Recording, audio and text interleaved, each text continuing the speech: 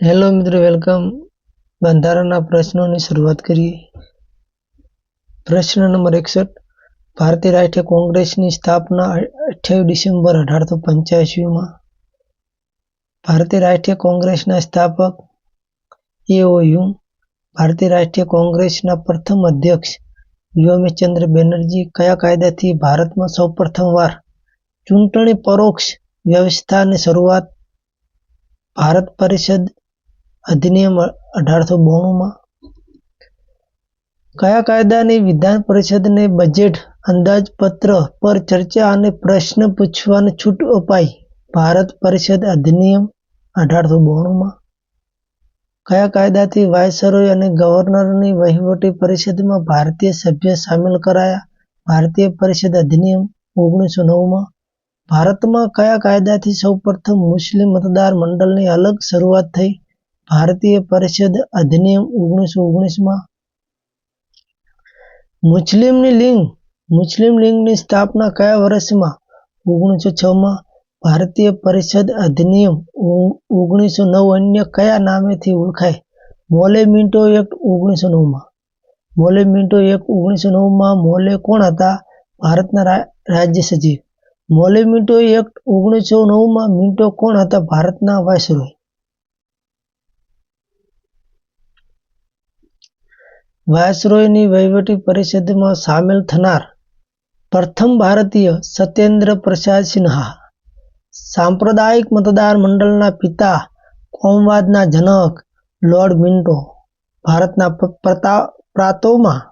ભારતના પ્રાંતોમાં દૈત શાસન પ્રણાલીની શરૂઆત કયા કાયદાથી થઈ? ભારત સરકાર અધિનિયમ 1919. ભારત શાસનની અધિનિયમ 1990 અન્ય કયા નામથી ઓળખાય છે? મોન્ટેગ્યુ ચેમ્સફોર્ડ સુધારો. મોન્ટેગ્યુ કોણ હતા? ભારતના રાજ્ય સચિવ. ચેમ્સફોર્ડ કોણ હતા? ભારતના વાયસરોય. કયા અધિનિયમથી સૌપ્રથમવાર કેન્દ્રમાં દ્વિગુ શાસન પ્રણાલીની શરૂઆત? ભારત સરકાર અધિનિયમ 1919માં. કયા અધિનિયમથી સિવિલ સર્વિસ કમિશન સ્થાપવાની જોગવાઈ કરાઈ? ભારત સરકાર અધિનિયમ 1919માં. કયા અધિનિયમ ભારતમાં સૌપ્રથમ વખત પ્રત્યક્ષ ચૂંટણીની શરૂઆત થઈ? ભારત સરકાર અધિનિયમ 1919માં. કયા અધિનિયમથી શીખ ભારતીય ખ્રિસ્તી એંગ્લો યુરોપિયન માટે અલગ મતદાન મંડળ? ભારત સરકાર અધિનિયમ 1919માં. કયા અધિનિયમથી મહિલાઓને મત અધિકાર પ્રાપ્ત થયો? ભારત સરકાર અધિનિયમ 1919માં. સાયમન કમિશનનું ગઠન કયા વર્ષમાં? ઈસવીસન 1927માં. સાયમન કમિશનરે રિપોર્ટ સોંપ્યો 1930માં.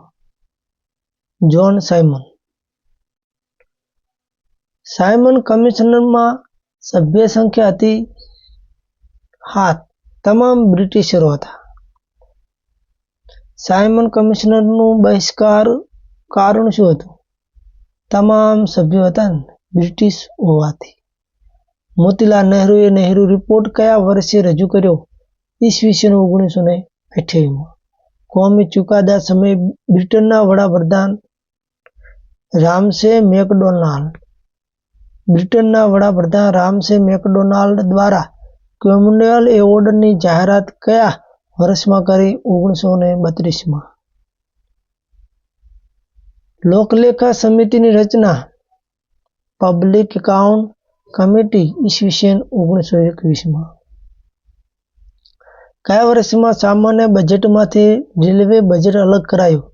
1921માં. આરબીઆઈની સ્થાપના કયા અધિનિયમ અંતર્ગત કરવામાં આવી? ભારત સરકાર અધિનિયમ 1935માં. આરબીઆઈ ભારતીય રિઝર્વ બેંકની સ્થાપના 1 એપ્રિલ 1935માં. કયા અધિનિયમથી બોમ્બેને ભારતથી અલગ કરાયું? કયા અધિનિયમથી બર્માને ભારતથી અલગ કરાયું? ભારત સરકાર અધિનિયમ 1935માં.